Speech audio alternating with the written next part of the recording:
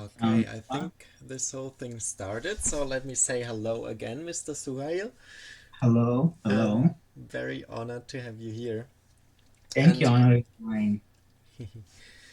today it's our honor in the name of the Creatives Unlocked program to go through some of the questions the community asked. So, yeah, and you can just speak freely about whatever comes to your mind when I'm asking you. Yeah, absolutely. I have the questions that were shared already, so I have that pulled up, but I'm assuming you have some specific ones. Are these the ones that you have highlighted in bold? Yes, exactly. I Okay, highlighted them in the list. I highlighted them in bold, and if you scroll down a bit, there's a little list where I categorized them even. So we have a little bit perfect. of, yeah, s- a, Perfect. a little start with everything. That sounds good. I have the document open in front of me, so Perfect. So you're a little bit prepared at least. That's good. So these questions don't come out of nowhere. Great. no So, worries. our very first question from the community was if you are a full time photographer or a part time photographer. I'm actually neither. I just do photography as a hobby. Oh, okay. So, Yeah. what's your full time occupation then? What are you working? I'm an electrical engineer. Hmm. That's my profession. I came to America from India for studying electronics and communication, and I have been in that field for almost 15 years. I wanted to have some creative outlet, like some kind of creative hobby. I tried different things. I tried music. I tried like interior design. I tried learning painting. Photography was something that stuck. Thanks to Instagram and the community and the friends I made. So that's why that's something that stuck as a hobby. Hmm. So I still do that as a hobby. I see. That's actually great to hear because you're creating such amazing art and it's just all out of passion. Thank you. Um, So let's just change the next question a little bit. That would be how many clients you take in a week. Maybe we can change that to how many shootings are you doing, like let's say in a Oh. month. I don't have a particular schedule.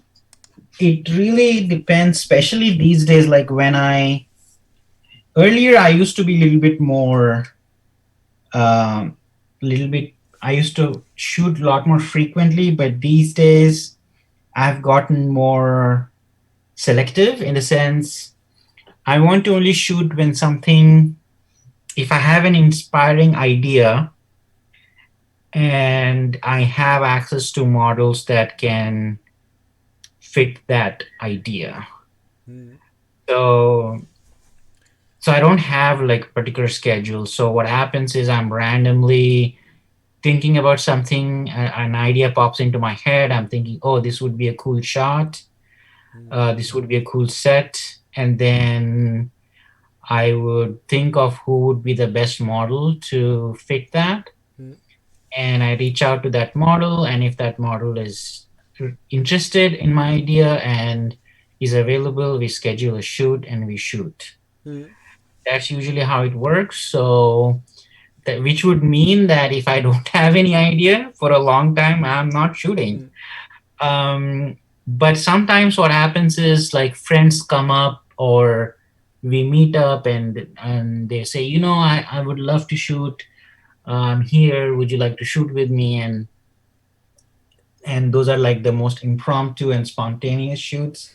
That happens too. Yeah. So I don't have like a specific schedule. So I either the ones that I schedule are the ones that I have idea, Hmm. and the ones that other ones are spontaneous. Okay, I see. That's actually also such a nice thing to only leave the house with the camera when you really either are completely free or actually already have a concept or an idea in mind you are Mhm. following on. Yeah. Yep. Yeah, exactly. Which also makes sense when you in the beginning when we had our little pre-talk said that you are taking really you're really taking your time in editing. Maybe we can make that a little additional question. How Yeah. long do you usually spend on your edits? There's no time. I So the way I approach editing is, if I only look for efficiency, I can probably get an edit done in less than an hour. Yeah. But I take longer, not because of the process, but because I'm I'm taking my time in making creative choices.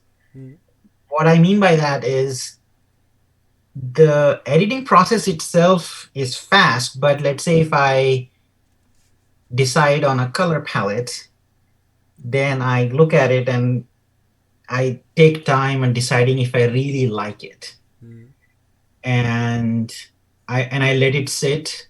I come back next day, come back few after few hours, look at it with fresh eyes and see if I still love it. mm, Most often I hate it. So I start over again. mm, So it's more of a, there's no there's no particular time frame unless someone is waiting for me. Like, if sometimes I do have clients, in the sense they request for editing mm, on a paid basis. So in those cases, I try to meet the timeline, so I'm not taking my time and I can rush my or deliver timely in a timely manner. But if I have no deliverable, then I take my time mm, in deciding if I really like it. So I try different palettes, color palettes, and maybe even run it by my friends and colleagues, see if they like it mm. too. Yeah. And once I'm happy with it, that's when I would say I'm done with an edit. I see. So the extra time is not because of the process. Extra time is about making creative decisions. Yeah. So basically, it's just about um, enjoying the process and really making basically creating art by from the from your personal perspective perfecting it. That's at your Yeah, yep. yeah. I mean, I don't know if I can call it art, but it's just an image. But Yeah. I enjoyed. I basically like to be happy with whatever I'm Yeah. posting, and I try not to get pressured, in the sense that, Instagram, there's if you want to grow on Instagram, Mm, you want to post as often as you can. yeah. Um, which was a concern in the beginning for me. I was trying to grow, but now I think I'm happy where I am. Um, so I don't. My focus is to only share what I'm happy with and what I love. So sometimes I can go weeks not posting anything, Mm, which can be a deterrent for growing on IG, but that's a small price to pay, I think. And also considering it's just a hobby. yeah. Yeah, definitely makes sense because from the people I know and even myself sometimes get way too caught up in just like I made that challenge for myself posting daily for about a year and I think it's passed for yeah about a week now and Yes. of course during the process I really learned a lot because I had to put myself out there and really create and do something new every day somehow and get better at my processes. Right. Yeah, Yeah. but it's way too easy losing yourself in all of this, basically. Yeah. Yeah, I think in the beginning it's fine. When I started Instagram, I used to post every day too. Mm, Almost every day, I would say, not every day, but like almost every other day, or as frequently as I can. mm, Because I think in the beginning, I didn't know, I didn't have a direction. mm, I wanted to grow, and I wanted to grow as fast as I can. yeah. But at the same time, I didn't know what kind of photography I really loved yet. Yeah. I was going with what was working, like what people liked, what kind of images people liked, what I liked. And all these are factors, right? Like what Instagram expects of us. Instagram Mm, expects us to post every day as often as we can and engage with as many people as we can. That's yeah. what drives growth on Instagram. Yeah. Exactly. Another component is what kind of images people like what kind of aesthetic people love. Mm, Then there is a third component of what you love. yeah. So finding that common ground between what you love and what your audience loves and what Instagram expects of us is something that all of us struggle, and I did it too in the beginning. Yeah. Um, but over time, I learned, looking at my own images and looking at what I liked, how my taste evolved. I learned that in my case, and for some people, for everyone it's different, because like some people still want to grow as fast as they can, Yeah. so they are more focused on growth. I took a backseat on growth because I don't my personal goal is to perfect or refine my craft. Mm, That's my primary goal. yeah. And and since it's a hobby and my livelihood doesn't depend on it, I can afford to take my time Mm, on refining the craft.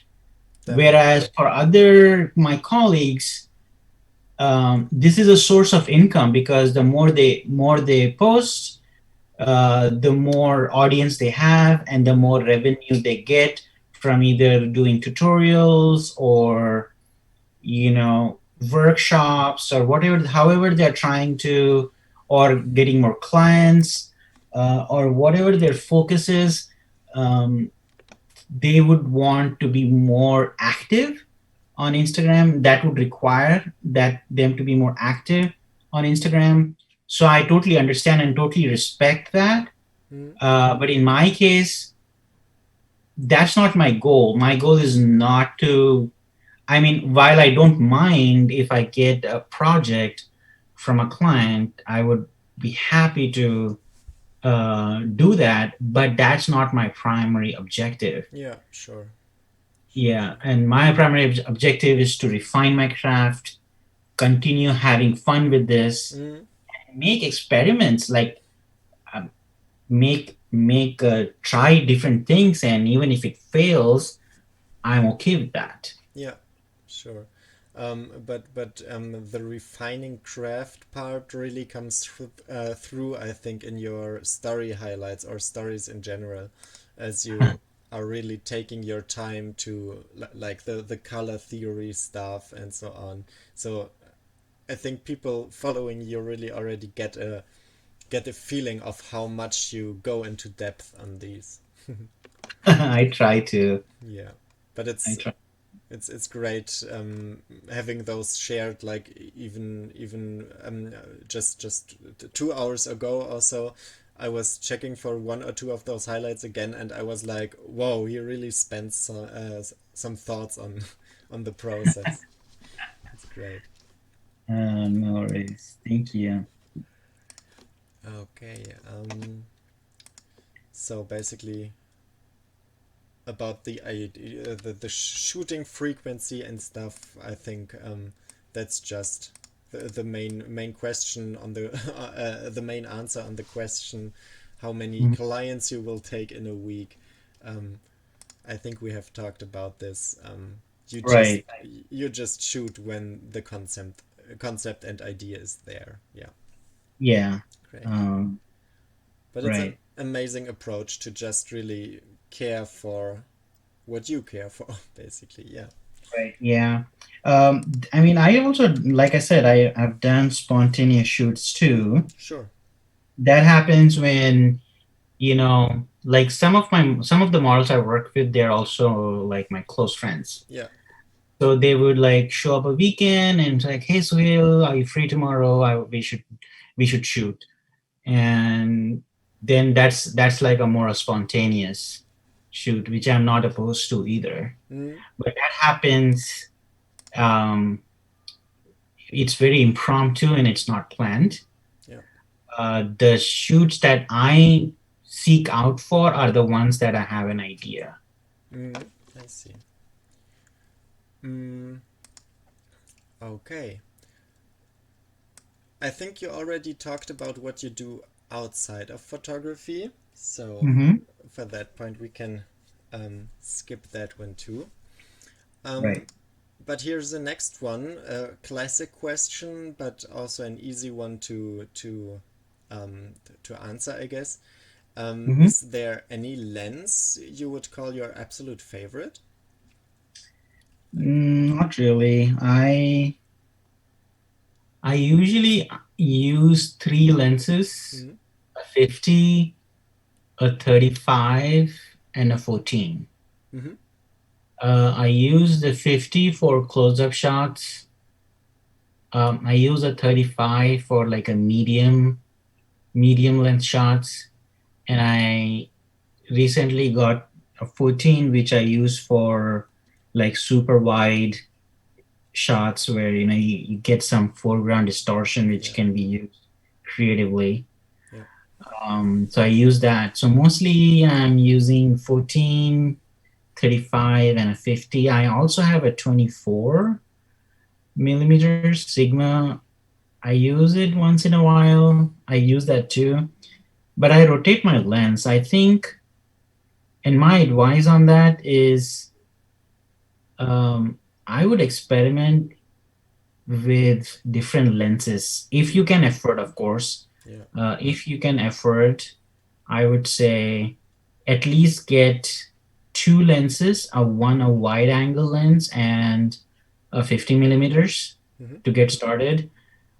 Um, the reason for that is you don't want to be locked into just one lens because your style becomes your choice of lens is part of your style. It's a stylistic choice. mm, And I personally feel that a photographer needs to be versatile.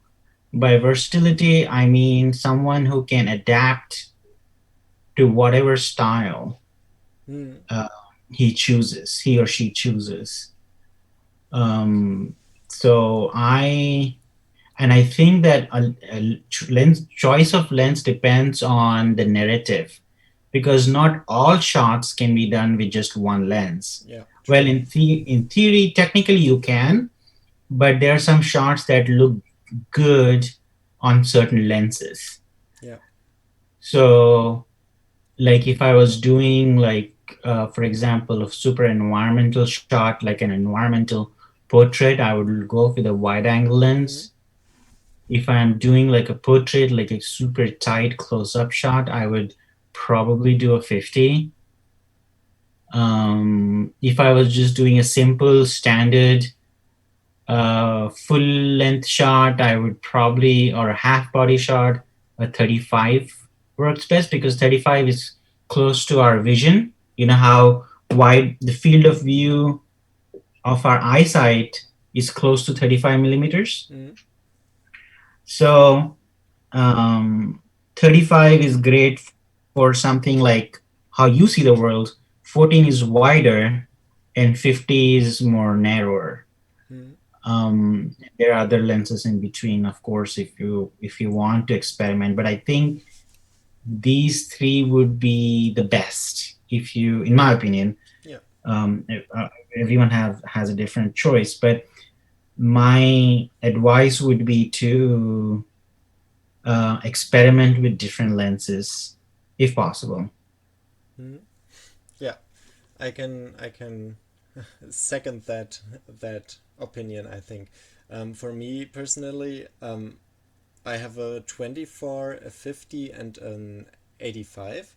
So Right. one completely classic, one creative, and the golden middle in between, because it simply has been the cheapest I first afforded. And Yeah. I think it's great. You are also like you're so um, in love with those wide angle shots, because it really is a like a, and first of all it's uncommon, second it's way more creative, and it creates that unique and kind of crazy look. So Yeah. Right. Exactly. I really love those. Okay, so Yeah. 14, 35, and 50 for you. Yes. And I also own a 24 mm, and even an 85, mm, but I don't use it as often. yeah. So, next question is also shooting related, and that would be how you reach out to models, maybe especially when looking back at your beginning times. Um, Hmm. how did you find and reach out to your first models before you had the chance to become friends with them and so on? Oh, that's a good question. I was lucky in that department. I had so like I was saying, I am an electrical engineer, and I moved from a suburban area where not a lot of things happen, just houses and my office. And I wanted to move out of suburban to a city where more artists and um, more activity, or more where you can see more art and more life, pretty much, I would say. So I moved to the city, San Francisco downtown, and one of my couple of models, one of my roommate happened to be a model, Oh, and that was my luck because she was my not only my roommate but also a model, and she needed photographs. And I was always interested in taking pictures, and I had a decent camera at the time. I believe it was a Nikon D800, if I'm not mistaken. Um, and I had that camera, and she needed my help taking some pictures, so I started taking her pictures. And I had an Instagram account, but it was just a family, a personal account. But I started to post the pictures I took of her, and she started to post on her feed. And she's still a big model, actually. She who is has she? Lena Chubbs. No, no, no, no. Um, that's her handle. So her name is Lena Martinson, but her handle is Lena Chubbs. Do you still have her on your profile? Yeah, I do. If you go in the very first, Hmm. in the very first few shots, she's there. Oh, I got her already. Yeah. Yeah, Oh, lucky you having her as a roommate. Great. yeah, yeah. So Really. she was my roommate, and we whenever she used needed pictures, I used to shoot for her, just for fun. And she had a big account then. She still has a big account, I think. Hmm. And she would post, and I would get more and more followers on my page. And I thought this is kind of fun. I could do this more. Yeah. And obviously I didn't want to have just her photographs on my page. Sure. So I thought, well, maybe it would be nice if I could work with other people. And I didn't know anyone at the time. So what I thought was maybe I could pay someone a little bit Mm, or whatever I could afford for maybe like an hour or two shoot. So there was this website called Model Mayhem. I don't know if it's still around. Um, I think there are other apps that you can use, but Model Mayhem was one of the platforms where you can post like a model call and say, "Hey, I'm looking for a model. I'm willing to pay mm, this much amount." And anyone who's interested, they can see that and respond.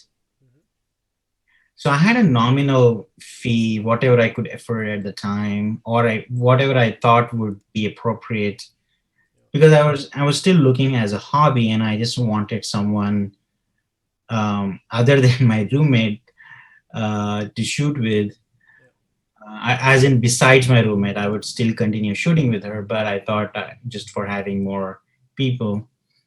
And surprisingly, I got a lot of responses.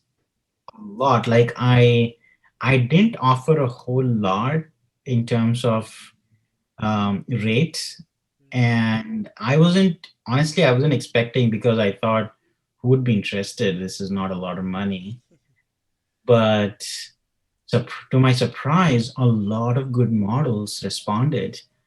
That tells me that there's so much. There's the amount of people who are interested in modeling are a lot. mm, yeah, um, and that from there it took a life of its own. I started meeting one person after the other, mm, and once I started posting those images, um, other models started to approach me saying that I would love to collab. um, and that's how it started. Like I After some time, I didn't have to, not that I would not want to pay, but after that I just kept getting more and more collab requests. mm, okay, And I started to do collabs, and then I noticed that all the models in my community started to follow me. um, some of the really good models, like I used to look up I used to follow these some of the huge photographers in my community, and I would see the models they work with, right, on Instagram. And some of those models started to follow me, and I'm like, okay, that's great. And that gave me courage to ask them. mm, So I would reach out to models who are already following me yeah, but still have a big account, and I used to mostly get a yes response. yeah, So that's how I grew. And then I also used to like notice what's working on Instagram, as in I would look at the images and see what kind of images people are liking, or what kind of images are getting more engagement, which are getting featured. And nowadays, features are not as big a deal, but I think when I was getting into Instagram, mm, features were a big thing. As in, like, feature accounts mm. were a big thing, It still and I is. would right. Excuse me. It still is. Sorry. It still is. Okay. Yeah. Feature pages were like a big thing, and I used to notice what kind of images are getting featured, Mm, and what kind of theme or what kind of trends and themes are getting more features and get more engagement. And then I would ask myself, okay, that's good. Maybe I can tweak that a little bit, or change it and give it my own spin. mm, And the I my goal was to not to copy the trends, but kind of be inspired by it and tweak it and give it my own style to it. I did that for a while. Mm. That helped because that helped me grow fast. Yeah, sure. Because I also this a good strategy if you're is not something you asked me yet, but if you want to grow on Instagram, there are three things, like I said in the beginning, that you need to keep in mind. You need to post as often as you can. Mm. That time permits you, obviously, right? So as often as you can, um, and engage with as many people as you can Mm. in your niche, Mm. and uh, watch for what are people liking, what kind of images people are liking, and then ask yourself, okay, what, and then you need to ask yourself what kind of images you like. So because what you like is also very important, Yeah, because you can't create something you don't like, yeah, or at least you can create in a beautiful way. So what you like is important, and what people are liking is also important, yeah, and how Instagram is expecting you is important. So these three, if you want to grow, these three things are important to take into account.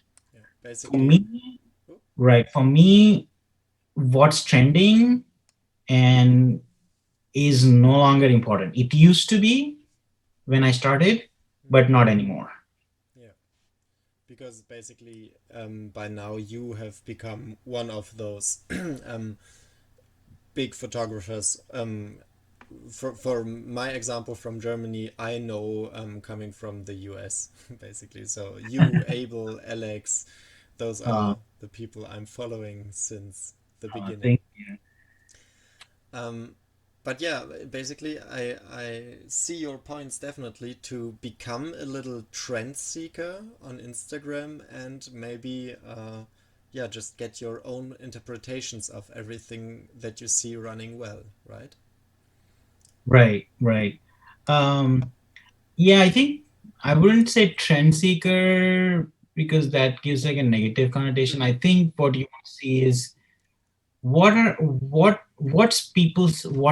is people's taste? Yeah, Like what kind of images people are liking.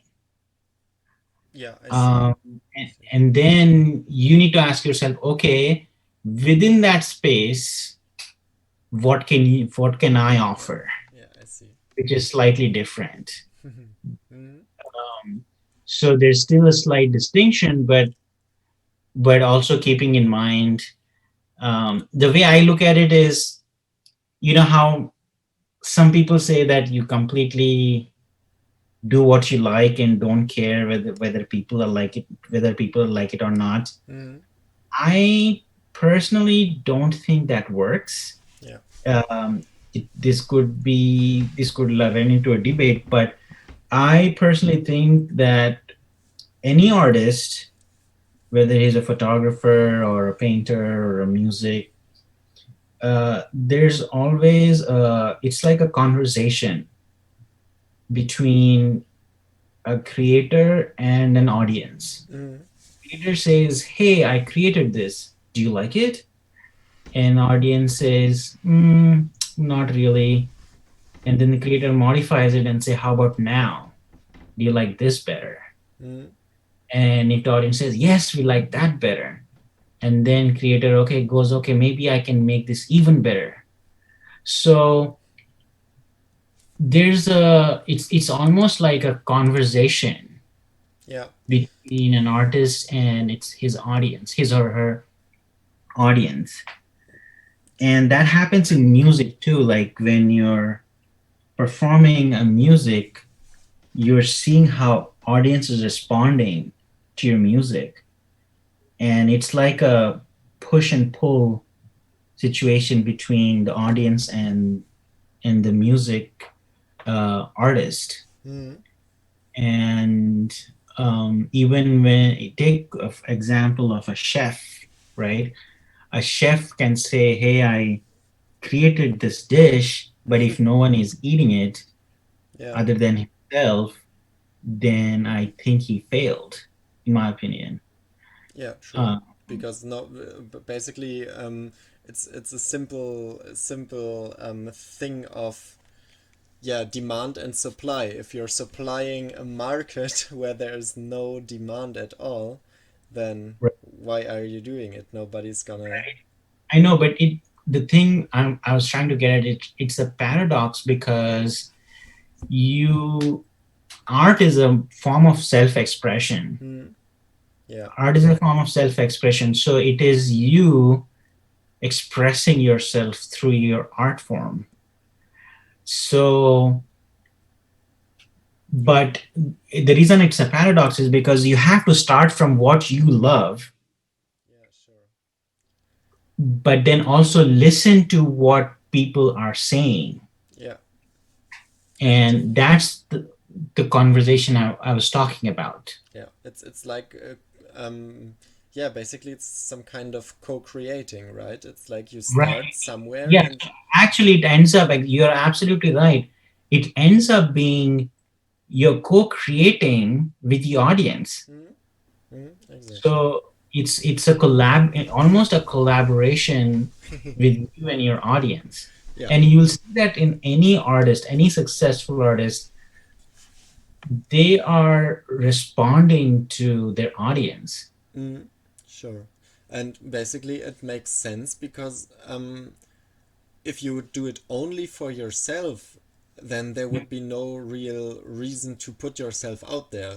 So, like, Right. why do you post it then? You want Right. an audience to in best case, enjoy your work and your Right. passion. So, yeah. Right. Exactly. Hmm. Yeah, the only purpose we share is because we want to express ourselves. Yeah. And but you want to be heard, Hmm. right? You want to be heard.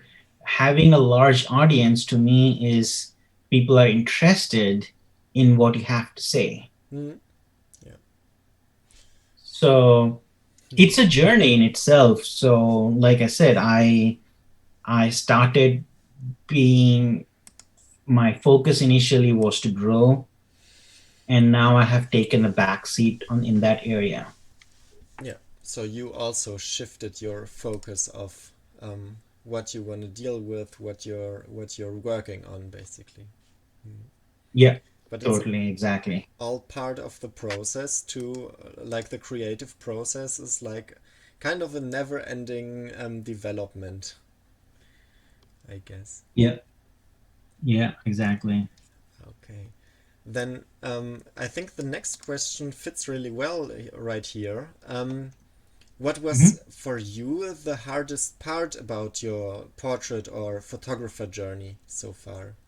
Was there anything you thought, yeah, that had you maybe had you almost quitting everything or yeah? Um, Not really quitting, Mm. not to the point where I would need to quit, but I think one of the thing was I'm an introverted person. Like I come from an environment where it is not usual for men and women to interact Mm. as much.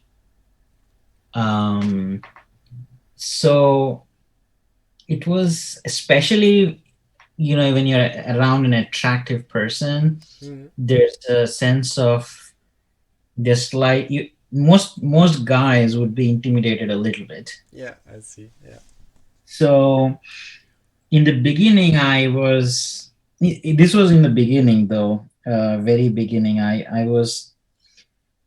used to not give directions Mm.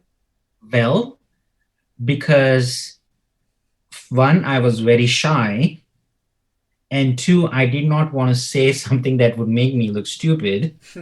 Mm. And and I was overwhelmed with so many things because I was learning. I wanted to make sure that it's technically good. So I wanted to make sure the lighting was good and Yeah. everything. So my mind was already engaged with the technique, like the technicality of the shooting, the logistics Mm. and all the things, the moving parts.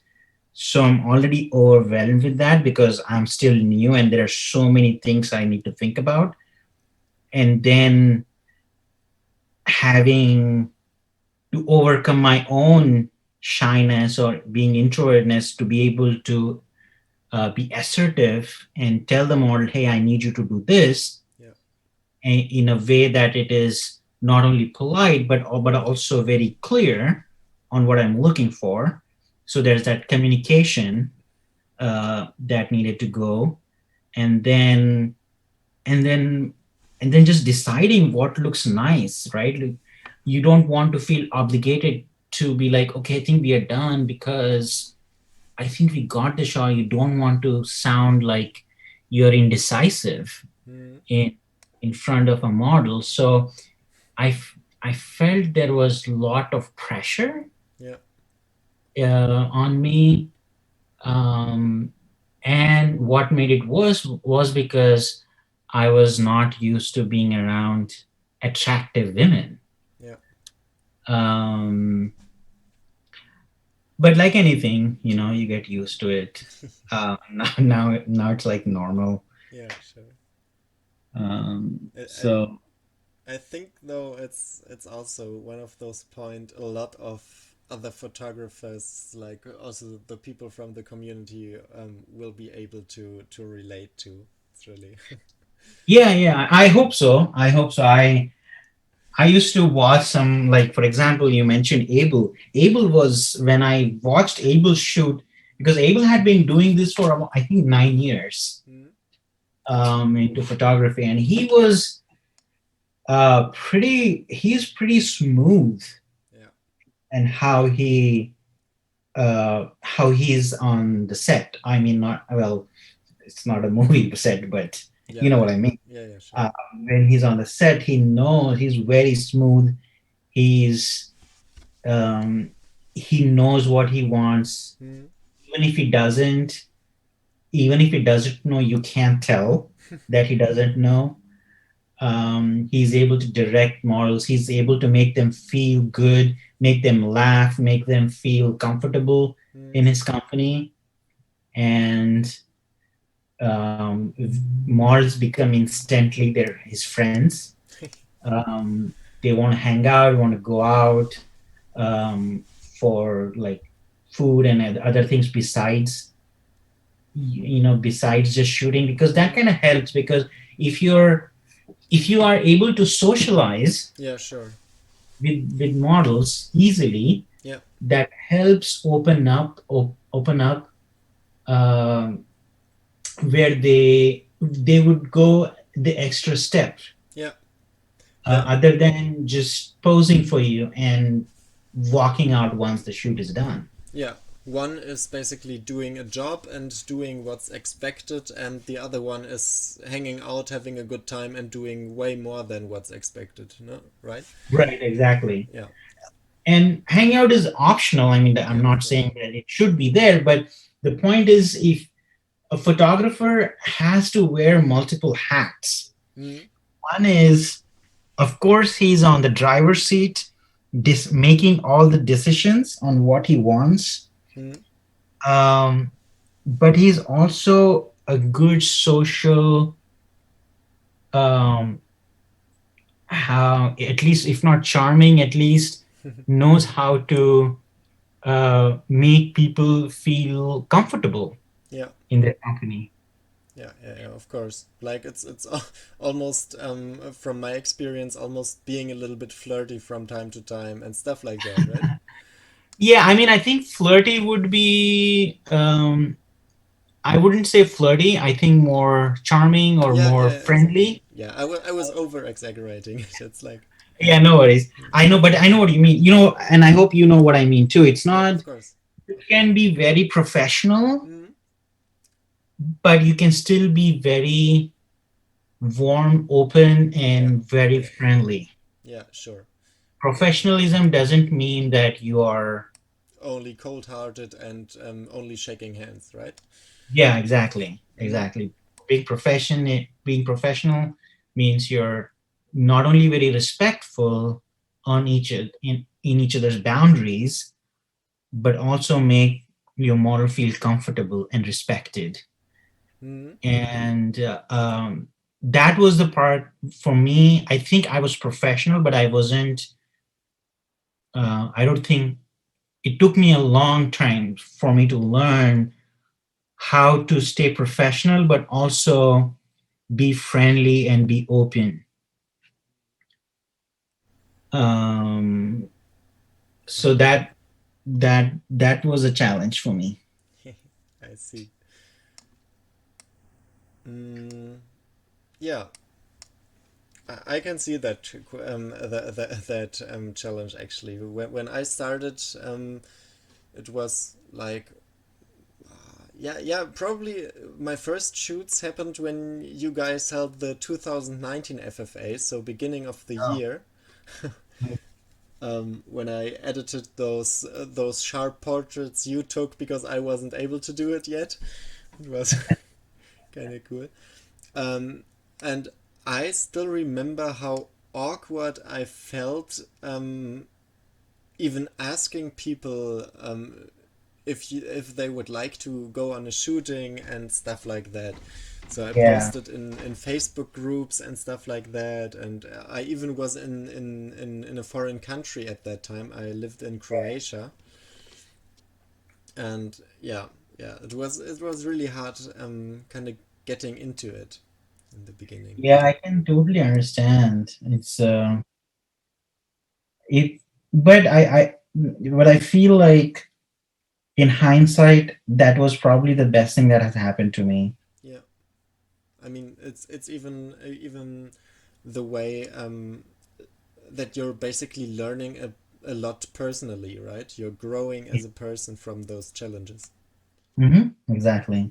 getting better in interaction and stuff like that.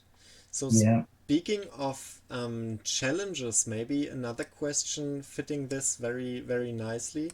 In Mhm. your photographer, let's just call it career, um, Mhm. since you've been doing it, what's been the best opportunity you had or that was given to you? Um, in terms of monetary or Mm, not necessarily, but maybe maybe let it be money, let it be maybe an amazing project you could be a part of, or something amazing, like amazing people you met, something like this, like I think for me personally, the amazing people I met, that changed everything, changed my life. I have a completely different set of friends now than I had before photography. In fact, it's kind of embarrassing. I don't really talk to any of my old friends as much, who were my friends before photography. In fact, most of my friends now are from photography community, either models or other photographers. hmm, I see. Because yeah, I mean Yeah. interaction in within that photography scene just is really strong. But so if it's the friends you've made, maybe also talking about those others, Alex and Abel and so on. How did you get to know these? Like you started with some models, and then And then we had different, I mean, people would reach out. Um, I, we would, we would start to first engage with each other on, like with, in case of Alex, she and I started to engage with each other's content, yeah, like, leaving comments and stuff. And then there was a time when she was visiting San Francisco. She lives in LA, mm, and LA is like 6 hours from San Francisco, and she was visiting San Francisco. And we decided to meet up because we already knew each other's work. We were already talking over DM about other things, like what I like, what the photography kind of photography we do, the editing techniques, any of the topics. And when we are in the same town, we would love to meet. We would like to put a face on the other person on the chat, right? So that's how I met Alex. And then I also similarly I met Abel. Abel was actually dating this model named Sindel at the time, Mm. and Sindel was actually one of my paid models. So she was one of the earlier models that I paid for the shoots, and she introduced me to Abel.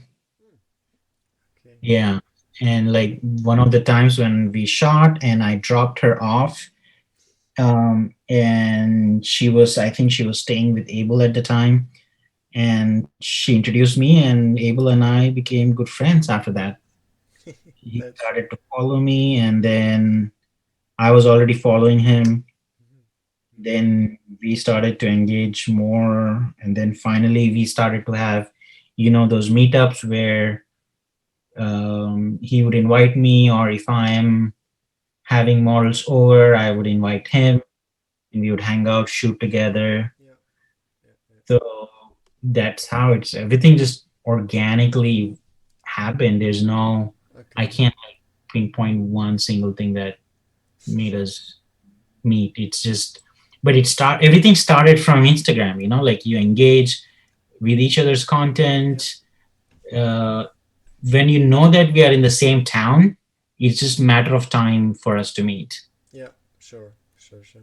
I already had such things in within my city too, so I kind of can imagine how everything grew. I just never was so aware of um if it happens to me, it's happening to other people too, and especially for like um, well-known photographers as you and Alex and Abel and so on. It's it's just similar. We've already had such a question with how to reach out and find models and so on. Like the struggle and the process seems to be the same everywhere. It's funny. Yeah, it is the same because um, everyone starts off not knowing anyone. But I think in my case, it was a little bit faster because um, I was willing to pay. Yeah, sure. So you paid for more experienced models, which many people don't do. They start off with these Mhm. TFP, time for prints thingies, and so Right, yeah, right, and that kind of helped me, and I would strongly recommend if anyone wants to get into this fast is to maybe find, and if it's affordable, if it's not, then there's no, you don't have to. If it's affordable for you for a nominal fee or whatever you think is fair, yeah, um, that you can provide, that what you can do is you can work with someone who's already knows how to pose and everything, so you can focus on learning photography. yeah, sure. Because that person already knows what he or she is doing, so you don't Right, have to. Yeah, yeah, yeah, yeah. I also it's something I also know from working with more or less experienced models for my right, case. I haven't paid for a model yet, right. but I definitely see the benefits of having someone with actual experience over someone who's just If you're starting out, so once you have reached a certain level of comfort, and if TFP is what you like to do, then you don't have to, or collab is what you are interested in, then you don't have to continue paying. yeah. Assuming models are interested in collabing with you, obviously, you can't force Yeah, of anyone. course.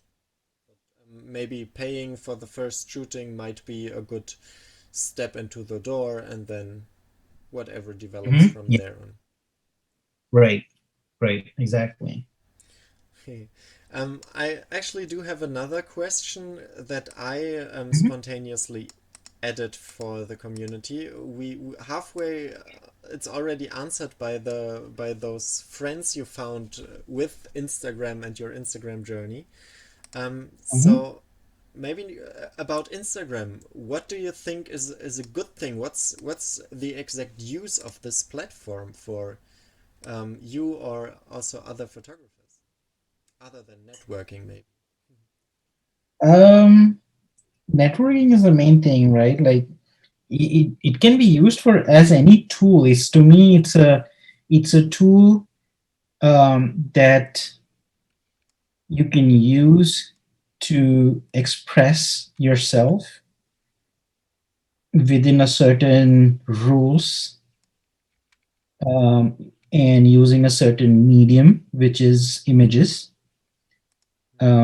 digital images, and you can um, develop a community. You can be a part of a community. You will have the support of a community, Mm, both local and global.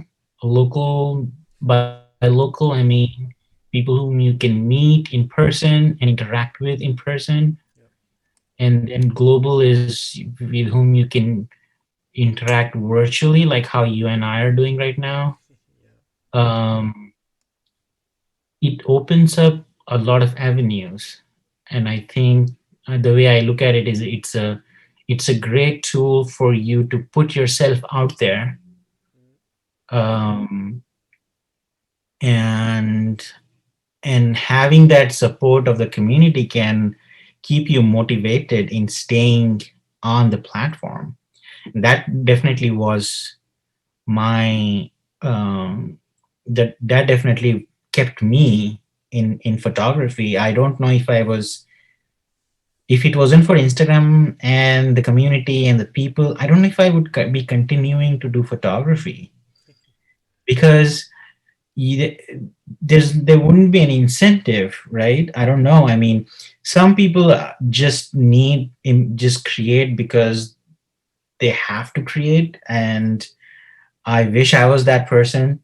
Um, some artists, they don't care. They have to paint or they have to play music. yeah. That's their They don't need anyone else to listen. Mm, um but for me it was not like that. I'm very introverted, so I don't really, it's not like if I stop photography I would feel something is taken away from me. mm, I would probably find other things to express my creativity. yeah. um but I think the reason I stayed in this is because of the the community and the support and the motivation from each other. There's Mm, also this little bit of a competition, healthy kind of competition, yeah, which I for would sure. emphasize, where, oh, he did such good, I'm going to do as good too. Mm, um all that, just like being in a classroom, I guess, it makes you want to do things. yeah. Especially if you see, like, constantly see others doing stuff, you're Yeah. way more motivated to do things, and also if you see your work is being perceived well and people are liking it, sharing it, and stuff, so like this, um, Yes. it really is a great honor to basically see others being, maybe also talking about inspiration, like being inspired by others, but at from some point of maybe skill or concept or whatever, yourself Yes. starting to inspire people, right? So Right, right. Yeah, yeah. And that is so That's such an honor. Mm. I would have never expected that someone would actually be inspired by me, you know. And when I see someone trying to recreate some of my images, I'm like, oh my God, that's such a huge honor. Mm. Because you know, that's all of these things, like you said, is the reason I stayed in photography. Yeah, yeah, yeah. And of course, everyone has a different motivation. Some people say like they have to do it because for them that's the only outlet Yeah. for expressing. But I don't know. I don't think if photography was taken away from me, I think I'll be fine. Mm. I think, as in emotionally, I mean to say emotionally and mentally, I think I'll be fine. I will probably find something different Yeah. to work on. But I think either way, I would want to have some artistic form Mm. other than my engineering. Something that is completely different from technology. Yeah, makes sense. I see that. Maybe start watching some sort of animals or whatever, but having some creative relief from the technical stuff. Yeah, Right. yeah, I see. Makes sense. And it's funny once again how relatable basically your journey, your concerns, and whatever you're connecting to Instagram actually is. Yeah. It's funny. Also, about all the whole networking thing, like Hmm. Discover Portrait, that in Creatives Unlocked program basically is something that yeah is set up all around this, like connecting creatives, mainly photographers and some models all around the world. And on Discord we have a lot of channels to discuss, like from the photo concept to the finished image. We can just share everything and get some opinions of others all around the world. Right. Yeah, and also it's like a big like a great thing to basically have some help with all of the Instagram stuff going on. So Yeah. the community thing basically is something you have mentioned too. That huge international, like you said, global. I was thinking of dodging and burning right away when I heard global and local. Yeah. Yeah. Actually, the term global is not accurate. Mm. Uh, Local and global. Um, I use the word contouring instead. Yeah, sure, yeah, sure. Because global is very Yeah. misleading. To me, global is something that you would do on the entire image. So if even if you wanted to distinguish between the local and global, I would say global would be for dodging and burning the whole image. Yeah, yeah, yeah, yeah. But That's what I think how too. would global be only restricted to the face and body, Yeah. right? Why? So to me that terminology needs to be readjusted. So I try to use the word contouring instead because that's what you're really doing. You're Yeah, it contouring makes some. sense. You're bringing out the highlights and darkening the deeper areas, and Mhm. it makes sense. Basically, you're doing nothing but applying um, digital makeup, like adding some contour and some highlighter. That's what you do. Right, exactly, Yeah. exactly. So you're doing digital makeup. So I would call that contouring Mm, or maybe even digital makeup, but not. I don't know. I don't think global is the right. mm, Somehow it got caught on in the community, and everyone uses that yeah. term, local and global. I encourage people to not call it global. Okay, then let's. There was some really a real jump of a topic. Um, Yeah, yeah, I know. let's I let's I didn't just mean to. Let's just stick global and local to the community you can build on Instagram. Right. Yeah. So global is, the whole world. Yeah, exactly. A local community is people who you can meet and interact with, Exactly. Yeah. and global community is one that you would virtually interact with. Yeah. Yeah. Yeah. Like those you're commenting and DMing and stuff like this, right? Yeah. Gaming or doing even like a Zoom call or Yeah. Exactly. Like us. It's like funny. a This is really it's so random to actually us having this little interview. To be honest, right. like it's That's why I mentioned like something like we're doing right now. yeah. That's a virtual interaction. Definitely, yeah, and it's just random, like somebody with 50 followers following you 2 years back, then joining such a creative program, randomly editing your image, being drawn from 17 others, and all this Yeah. stuff. It's really yeah. What Insta can do. Right. Exactly. Yeah, yeah. Still a bit amazed. You notice it probably. Okay. The it's still kind of the Insta topic maybe. Mhm. Somebody asked a question that goes, "What made your big break?" I guess it's probably Insta growth related. I think. So maybe I was no, like I said, I think yeah there was not one breakthrough. yeah. It was consistently working on posting as consistently as possible Mm, and keeping in mind what audience are liking mm, and what you're liking. So the way it works is it's not very difficult. You make sure that you have some content to share, and then you look at what kind of images people are liking, and then you ask yourself, okay, where do I stand here? mm, What can I offer? yeah.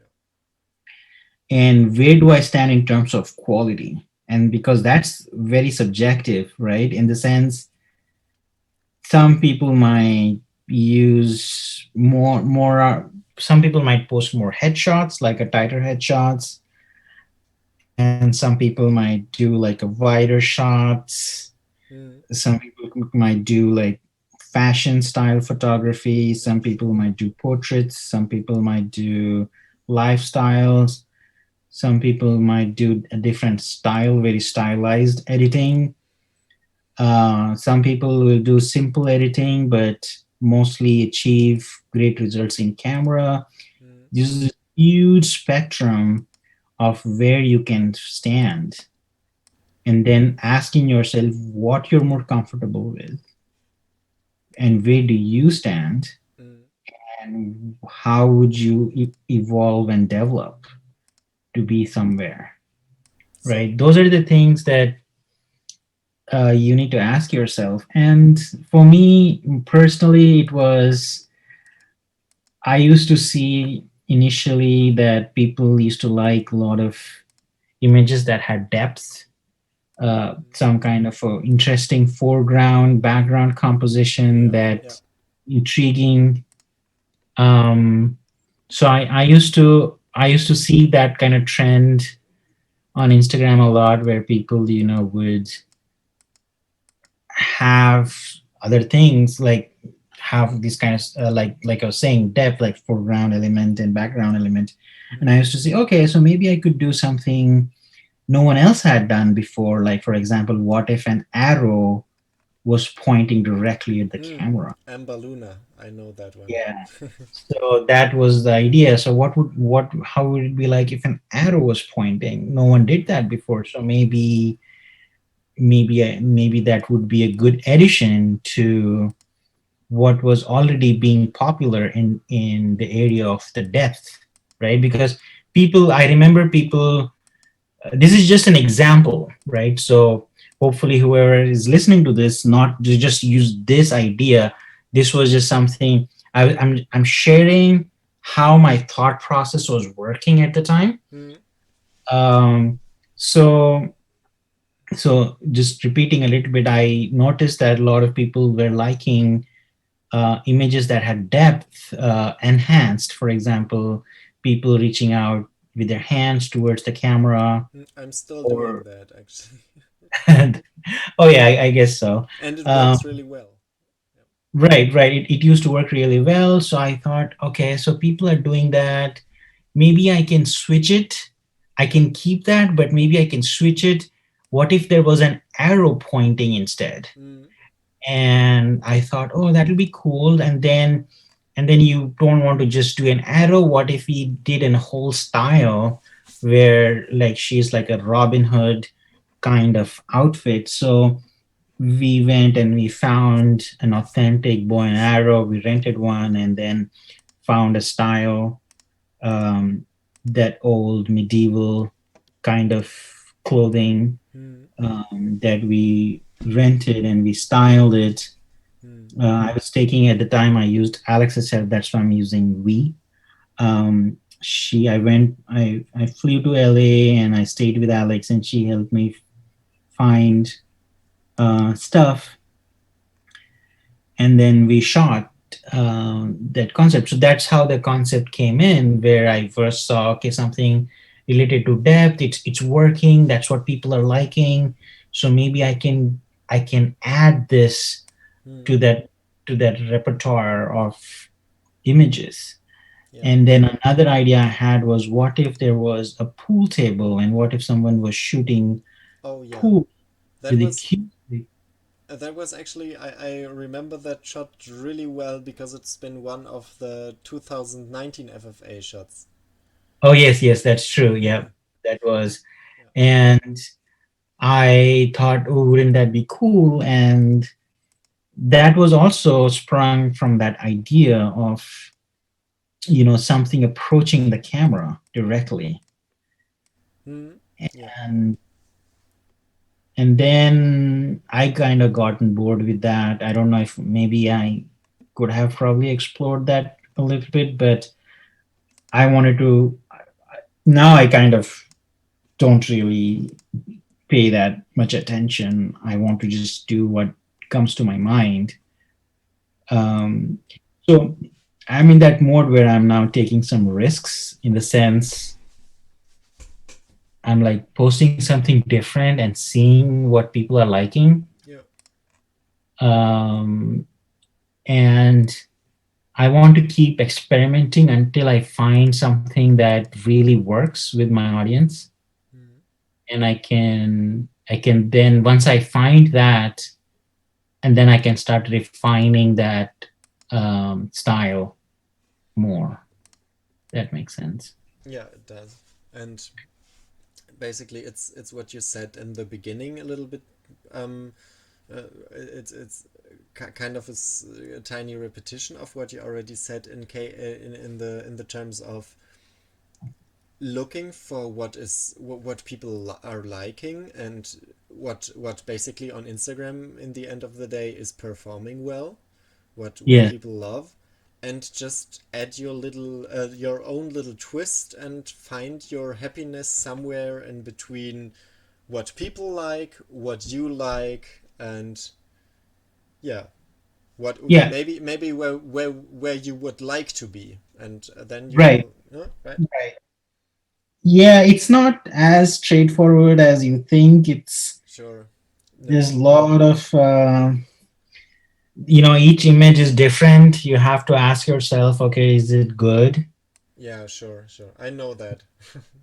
Yeah, it's very nuanced than that. Like, I mean, we are trying to summarize that, but when you jump into it, it's you just have to first try. Like, okay, you have to have the courage to saying, hey, I'm going to try this. I think it looks cool. and then you would give everything you can to that, Mm, and then you share that with everyone, mm, yeah. see how what people have to say. That people don't understand that this process is very nerve wracking, because um, I would put in days into creating something Yeah. Yeah. Yeah. and perfecting it. And when I'm sharing, I'm actually a little nervous. Yeah. Like, I hope people will like this. Yeah. And if they like it, it feels rewarding. Mm, If they don't, it's a little bit disappointing. yeah. Of course. And you'd be like, okay, maybe this didn't work, so maybe I'm going to try something else. Mm, yeah. So that's what I mean by the conversation style, is like you are in the driver's seat and you decide what you like first, because that has to still come first. Like, Yeah. what you love, what relates to you emotionally, what you think is nice, and what is unique to you. What is your voice, your inner voice, right? What's that?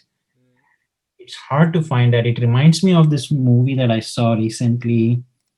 um I think it was with Lady Gaga. I don't know if I um do you know what I'm talking about? Which movie? no. No. No. No. But like not really. But I've seen something about a movie with Lady Gaga, but I don't remember. Yeah, there was this movie. I think it's called um let's see. Mm. Can't remember. It was a movie. House of Gucci? Not. No, she was a singer. Oh. Hmm. 5 foot Uh, 2. A Star is Born. yeah, Star is Born. Ah, Yep. there you go.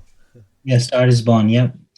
Yeah, if you've seen that movie, in that movie you'll see that um, Lady Gaga is a super talented singer, Mm, and she meets this guy who is already an established singer, and Lady Gaga is not an established singer yet, and she would just sing in bars and stuff. But she was singing someone else's song because she was not confident that mm, her songs written by her would something that people would like. So she would sing what is already popular.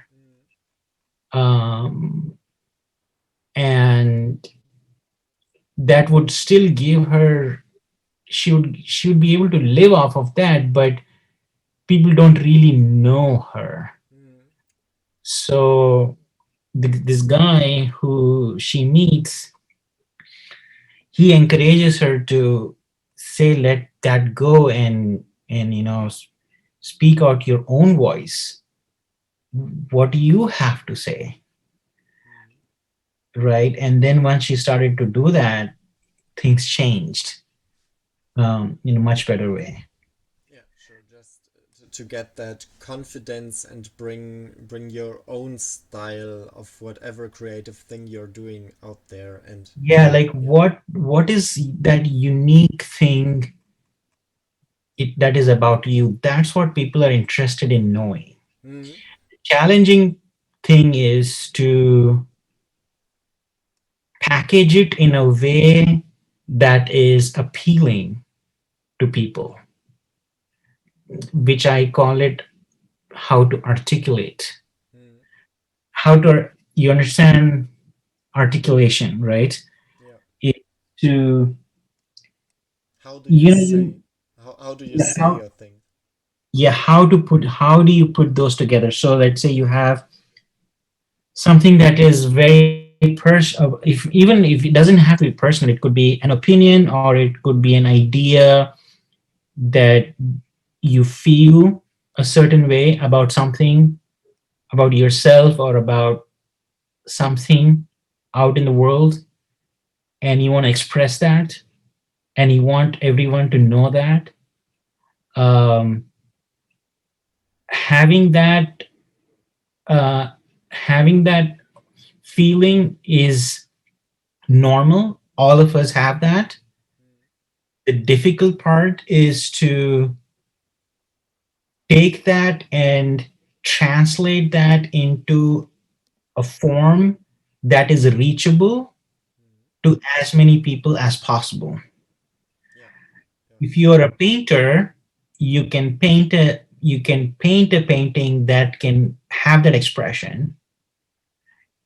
So if you're a painter, your challenge is how to visually represent how you feel. And either you do it with only color or more realistic or whatever you are going for. Right. So that part is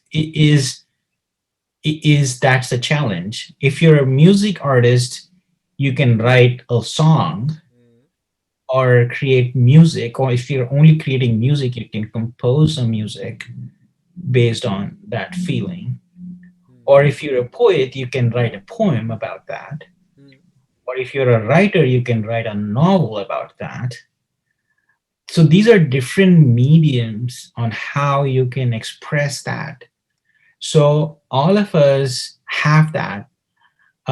But what we don't have is how you would express that in the form that you're most comfortable with. In our case, we are talking photography, right? So in photography, you only have photography is a visual medium, and it is mostly in this case a still. Well, technically you could do a reel 15-second or mm, 1 minute video, but if we restrict it to only images, then you need to come up with a visual language yeah.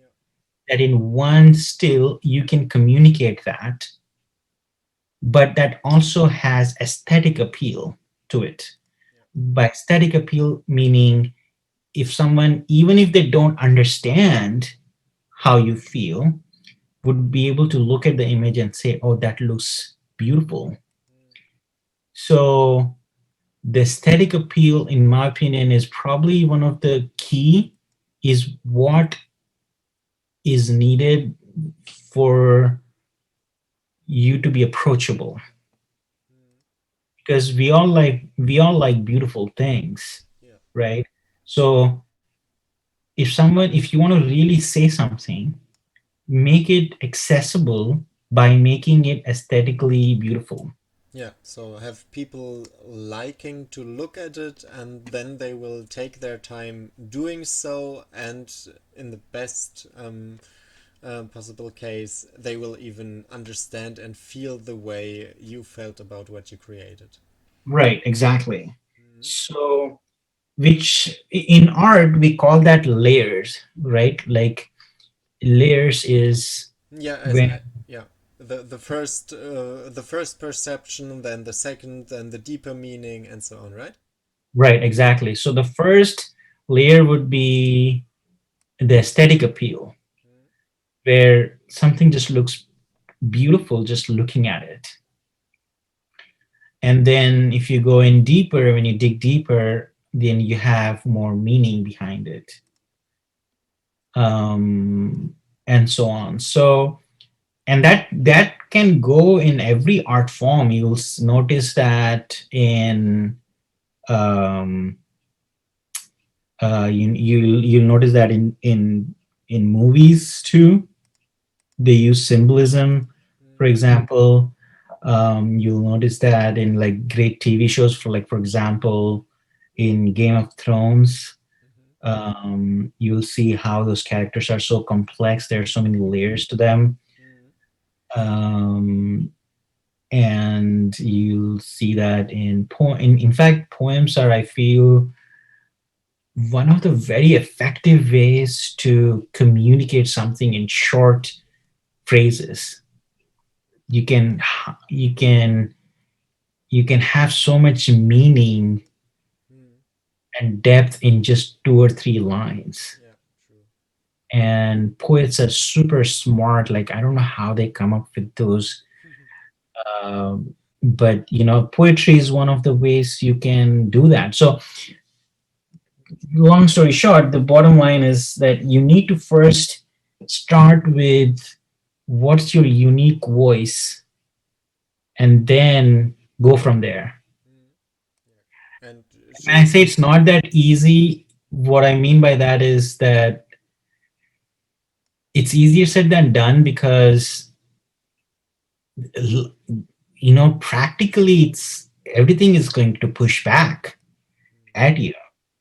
You might have this great idea, you might think, oh, that's going to look beautiful, but when you go out to the shoot, you'll realize that the weather is not the same, it's windy out there, and the thing that you wanted to do doesn't work, or the model is not able to get what you're trying to do, so she'll not pose the way you wanted to pose. And by the time you take the picture, it's not even nowhere near close to what you had in mind. Mm. And those things are always challenging, and I still face those challenges. Sure. It's basically. I think we have already mentioned that in the beginning too. It's kind of that never-ending process, and it's for this one. It's once again great to hear.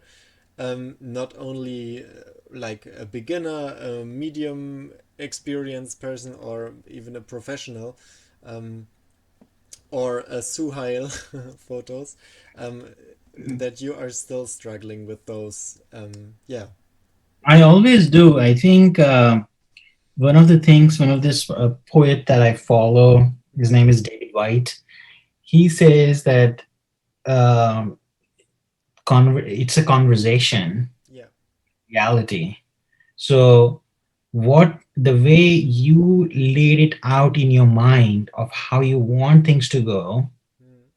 is never, Yeah. that's not how it's going to ever happen. Sure. Reality will come in and tell you that that's not possible. Yeah. Of course.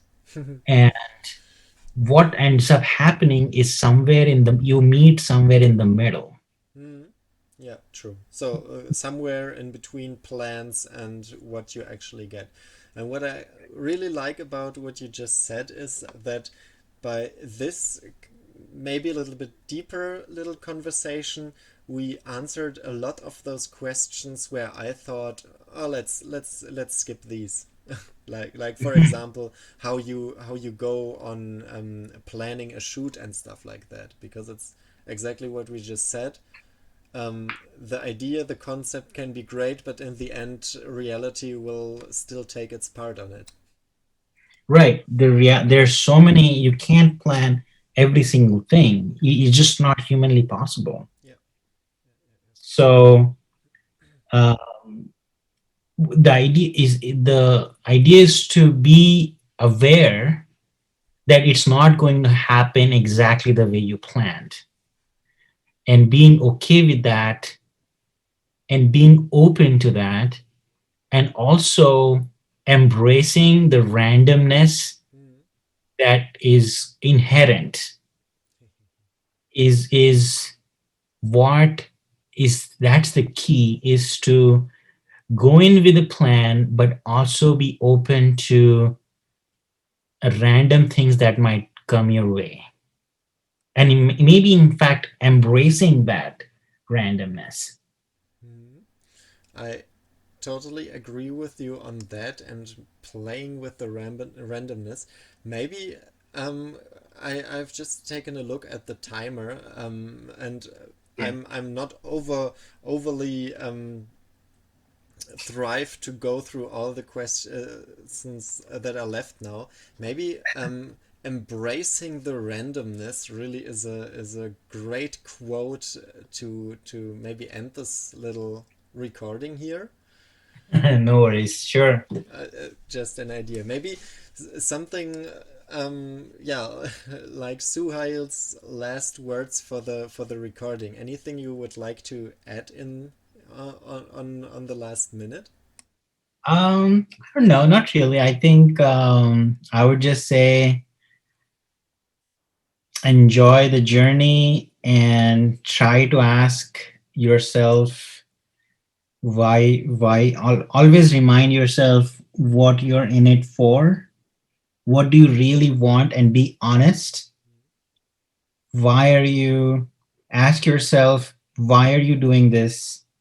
Why are you on Instagram? What do you think you want to get out of this? What do you hope to get out of this? And then once you answer that, be as honest, and there's no wrong answer. If you're in it only for followers, that's fine too.